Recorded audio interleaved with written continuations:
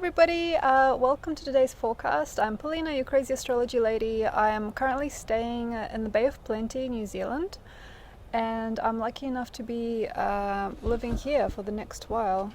It's really beautiful. It's really beautiful. It's a bit overcast today, but I'm really happy to be here. Very relaxing, very beautiful time.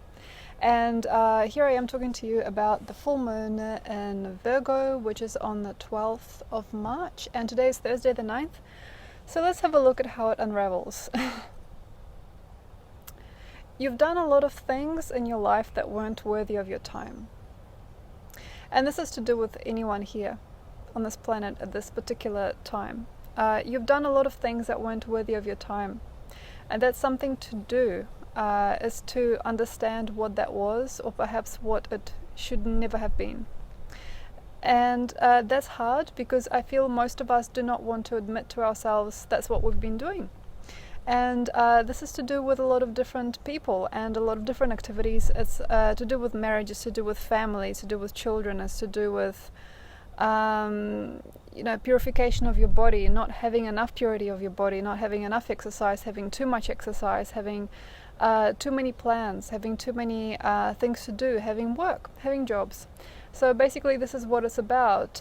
This is the threshold of you coming out into the new dimension, a new threshold. And what I mean by this, what this means to me anyway, is the design that you've lived so far will need to be redone, and that is more through the understanding of what not to do rather than what to do. So basically now, if you've got any time on your hands, it's really important to look inside and see what still is nurtured that is not useful to you anymore. For example, if you still want to do something but you know it's not going to happen, if you are still trying to be with a person who's just not going to be there, if you are still wanting a family when everything in your world is saying no, when you're still trying to conceive a child when nothing's working, what is it that you're still holding on to and still elevating above you as well,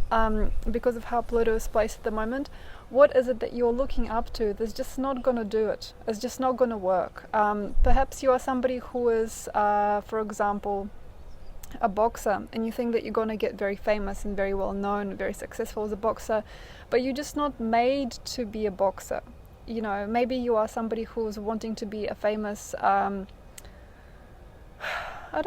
a famous writer, but you just don't have the stamina to sit down and write. Maybe there is a lot of different desires and emotions that you're still holding on to in order to make yourself feel complete, but the completion is never reached. So have a look at those things and also those people. For example, you've been seeing this girl for a while, and you just know that she's just not gonna be able to make it with you to the next step. You just know. Maybe you just know inside that this person is just not gonna reach out far enough in themselves to be able to conquer what they have in front of them with you. Like maybe you know that you want to move to another country, you want to have a very different lifestyle, and this person is just not going to come with you. Perhaps you're understanding that, say, for example, your family's wanting for you to get married, and you've been harboring an inside thought feeling, that's good, but I'm not here yet. I'm not here. I don't actually want to do that yet. So basically have a look at what's not working, because it's likely to be very open now. This is awesome time for healing and for joy as well. Joy for the things that are. And how can I say, amp up the contrast in a way where what brings you joy has to be seen as exactly that. That is joyful to me. I really like this. You have to say it, and you have to pull that out of you as not a neutral thing. Oh yeah, I like this. No, really feel it and really energize through it. And that what is not really wanted, take your attention or take your energy away from that. So for example, are you doing something that's just not gonna fly? Are you trying to beg somebody to return and they're not gonna return? Are you trusting yourself to be with another person that's just not gonna commit to you? Have a look at what's working and what's not, and take everything that you are into that which is, and trust it. So for example, in the physical world, in the physical dimension of just you and your physical force inside your body, or the physical force manifesting as your body, have a look at what's good. Say, don't go around trusting other people to fix you during this time. It's not a good idea to moan and to whine about certain ailments, even though we're in Pisces, and maybe many people would. So, for example, if you've got a really good stature, if you've got a really nice bone system, concentrate on that. And for example, you don't have a very good heart, it's not a good idea to aid the heart and to look at the heart. It's actually a very, very nice idea to instead use the bones, use the mechanisms that are working to uplift the ones that are not working. Then everything that's not working is going to fall into place. I mean, for myself, if there is anything out of place, and I usually would concentrate on it, and I would trust it to work itself out through medicine, or through self-communication, through strange techniques, and trying to kick the blood back in, trying to make the body work, and the parts that are not working work. But you've got to trust that they will just follow if you're just using the parts of your body that are working successfully to gain momentum. And then the joy that you feel and the working, the functioning parts of your organism, it will just sweep through the parts of your organism that are not yet complying with you, and then everything will just start dancing its own dance in a very different way. What not to do during this time? Okay, so food is something that is very interesting during this time, because it becomes almost like a metaphoric idea. Food becomes something that is partially yours and partially not yours. So in this particular time warp, as we are in Pisces, it can be a very pleasurable occasion to just wine and dine and to drink and to do a lot of things that are not so good for you. But as a concept, as a dream, as an experience, they feel great, because we are in a time of the dream during Pisces time, and we might feel something is really good for us just because it looks good or because it reminds us of something. So really watch that, because many of us can really go astray with our diets. We can maybe undertake a really big job as well during this time, because Virgo rules the digestive system. A job that we can't digest, or a work style that we can't really cope with for the rest of the year. So very, very mindful of that. So for example, if you suddenly feel I can do anything, like you get offered a job and it's not good for you, like it's a lot of stress, but you just go, that's fine, I'll commit to that, I believe that it'll happen, it'll be fine. But if you've done something like that before and you're seeing yourself fall instead of flourish, it would be a very interesting idea to maybe disregard work for now, or disregard big strains on your digestive system, as well as Virgo is working through us and through our fascia in the full moon. It would be very, very nice to just make things obvious and make things plain. In order to get through work, though, if you are working a lot, and perhaps you shouldn't, because we're at the end of the year, it should be an unwinding and almost like an apocalyptic time for your previous ideas, an apocalyptic time for your previous knowings. Like, things should fall, things should just release, things should just let go during this time. But if you are working like me, as I'm finishing a book that I've started recently, and I'm going to do another one after that, if you are programming the writing, for example, constant writing into your next grid, because we are programming at the moment, or you're programming a reality where you are finishing a project. Finishing is fine, but like starting new ideas and really like trying to seal something in is not so good, because quite often it is the seal of the start that gets generated and it's never finished, it's never complete. So a friend of mine at the moment is living here with me. This is his family's batch, and he's thinking about conceiving a new idea for a movie script, and it's just not an easy way. It's just not an easy way to work with energy at the moment, because the beginning becomes all there is, and it's not so easy to start something big during this time. But if you are, in your mind and in your heart and in your energy generating a lot of truths, and suddenly a lot of eurekas come when you see that it must be put to paper, that you must put pen on paper, you must write it down, you must commit to it. There is a truth in it that you feel should be a piece of art or a piece of poetry or a piece of prose.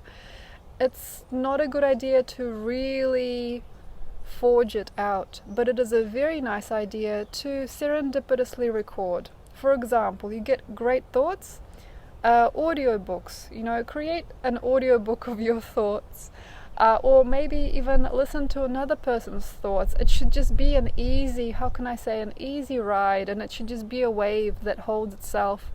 It should not be a practical pursuit unless you are really going for it and it's the last part of it, and you know that when March the 21st comes, we hit the equinox, you're done.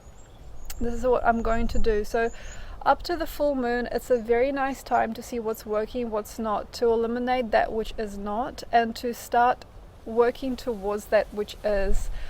I guess the best way forward, if you can, generate a time when you're on holiday or you feel that you're away from the world, as I'm doing now. It's not a great time to really mend anything with people as well. For example, if you've got your old folks, or you've got your family, you've got anybody, and things are not working well, a part of us might feel, I need to start something here. I really need to make it mean something in the future. I want to relate to my family with more ease. It's not really gonna do it until you can see that there is no truth in it. It's like stepping away from old trauma is great. I'm sorry if it's a bit windy for the microphone here. Stepping away from old sensations, stepping away from old revelations, stepping away from old yearnings. Like, say, if you've had a relationship for a long time and it's just not working, great time to take a time off each other. It's a very good time to take time off work. It's really good time to take time off family and time off any kind of pursuits that just like going in a circle. It would not be such a great time if you are thinking about nurturing a person who's not well.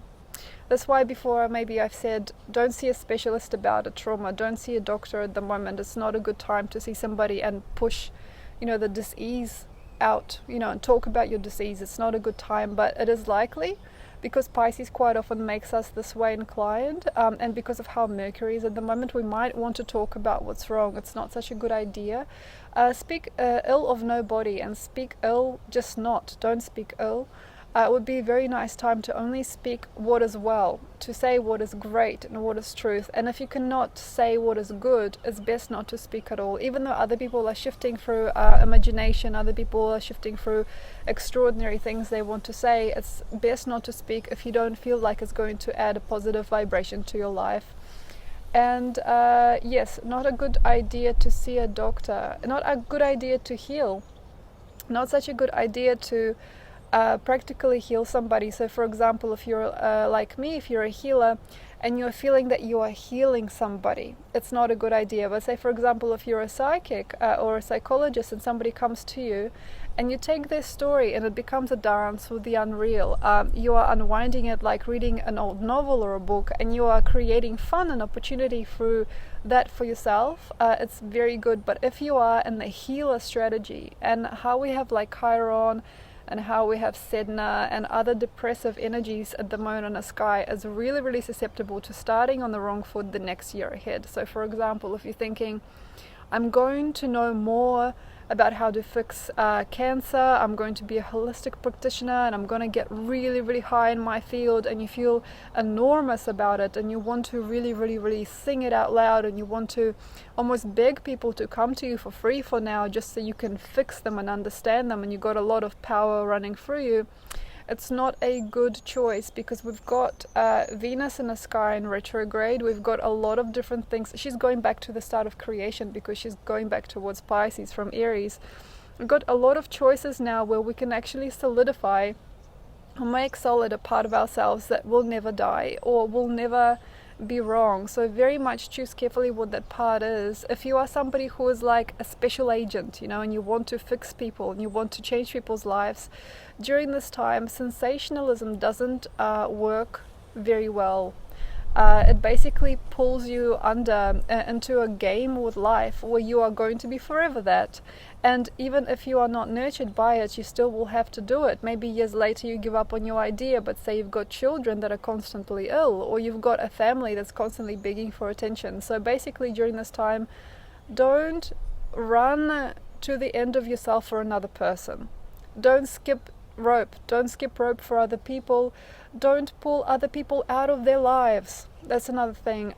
If you've got somebody in your life that's not having a good time, it's not a good idea saying, you're coming with me, I'm gonna fix you, or I'm gonna change your world. This is very much not a good idea. Not a great idea, because you've got Venus in retrograde, to beg people to come back. Not a great idea to make people come with you. Not a very good strategy to make somebody's life better by being next to you or being away from you. It's not a good idea to push and pull on other people's realities, like to push somebody off the cliff or to hug somebody towards you.